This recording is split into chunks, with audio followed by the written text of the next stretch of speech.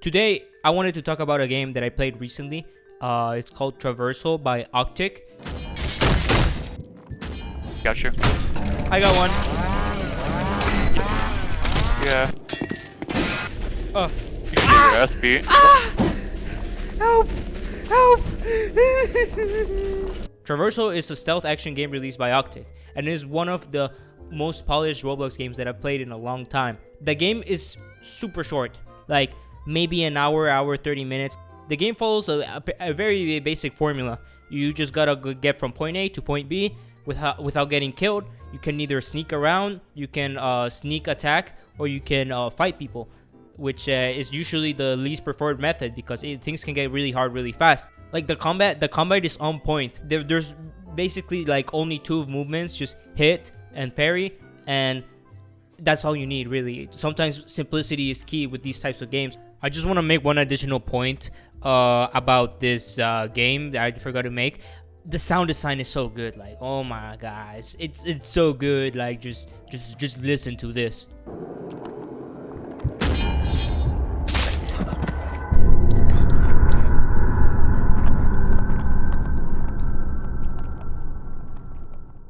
So this is a game that's unlike most other Roblox games, where most Roblox games are based on online aspect to it, where you continue playing it with different people. Because in general, online games have more replayability because every round is different, every round is randomized because you get a new encounter from different people. It's limitless scenarios.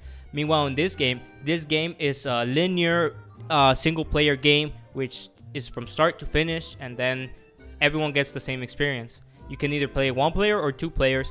I personally prefer the one player mode. I think it lets you make your own decisions more, although honestly both are fun. I play both of them. Take you 1 to 2 hours once you beat. It's not very replayable, which is fine, right? Not every game needs to like give you 100 hours of it. But what I wonder is like, what is the viability of these different types of games in the Roblox market? Because single player games have been doing very well for a long time now. You buy a game once, you play it once, you maybe play it again, you may perfection it, you may speed run it, or you can just finish it once and never touch it again. But even then, it's something that's like understood, something you go into it when you buy a game, and people are willing to give good money for a single player game, including myself. Now the thing is with this game is completely free. There is no monetization to it. Only thing you can buy are basically donations and cosmetics. Like, how can you make, because I love this game, I want this game to succeed, how can you make this game successful and be something that people strive to do, to innovate in this platform, without it just being a passion project or something on the side, or not something that you can dedicate your full time into?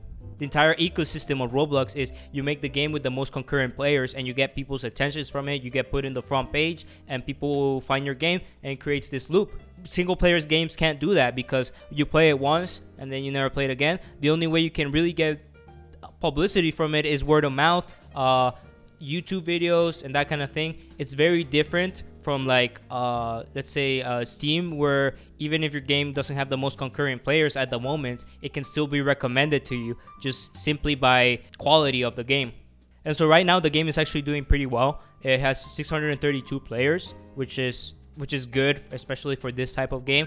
But I wouldn't be surprised if next year there's gonna be 12 people playing the game, and that's just the nature. It's not a problem with the game. It's just the nature of this type of thing. A second problem that I know a lot of games in this category will struggle with is monetization. As I previously said, there is no monetization, and honestly, I feel bad for it because I feel like I just got a game for free that I should have paid for, and I'll be happily paying for it. But the question is, of course, I am not the average Roblox player. I know the average Roblox player is a lot younger. They do not have as much disposable income. They probably just get an allowance from like dishwashing or whatever. I feel like a game of this length and this quality will probably cost like $5 to $10 on Steam. But over here in Roblox, due to the nature of it, the nature of the ecosystem, you're forced to actually release it for free, or else you just won't get any publicity from it. And so it's unfortunate because I feel like this game deserves a lot more attention, a lot more money, and just the circumstances surrounding it are hard. They are hard. I know for the creator of the game, for them, it's probably just a passion project, just something like a hobby. And honestly, props to that. I don't think everything should be paid for, but this is the type of thing where I feel like, oh, if I had the option, I would absolutely pay for something like this.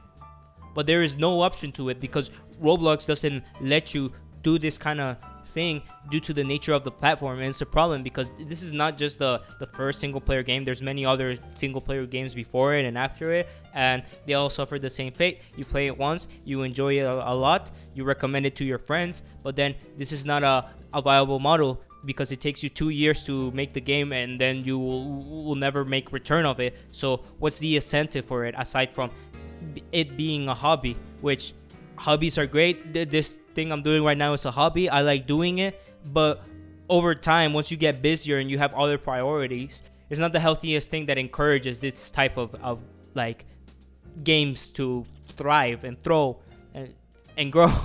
And so yeah, I mean, I recommend this game. I purposely did not talk a lot about this game because I feel like it's so short. It's probably just way better for you to experience it firsthand instead of just having me tell you everything about it, all the mechanics and that kind of stuff. But I want you guys to support this game, and because it deserves our support, right? Honestly, like I am here for this. I am here for this, right? And so yeah, well, it's unfortunate the situation that the developers are probably put in, but honestly, I just appreciate how they do it without despite everything, just doing it for the fun of it, right? Because I feel like we deserve a lot more of that, especially in Roblox where everything seems like the next casino.